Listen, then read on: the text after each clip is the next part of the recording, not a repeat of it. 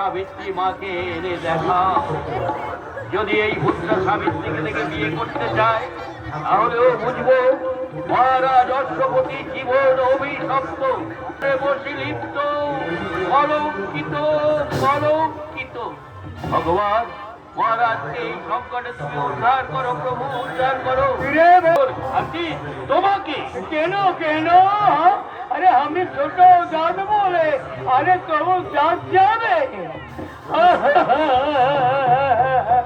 আরে আমি তো আর ছোট থাকছে না, সাবিত্রীকে দেখে যদি মন মেয়ে যায় তাহলে আমাদের জামাই বলে যাবে।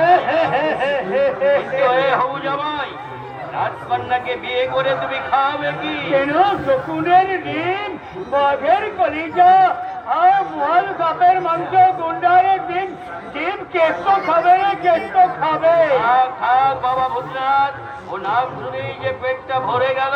হ্যাঁ হ্যাঁ, এখনো তো আমার 50টা বোরহার কথা আমি বলে নাই। ওরা মানে শুয়োর তো। हाँ हाँ, सुअर बहुत अच्छा खाना है।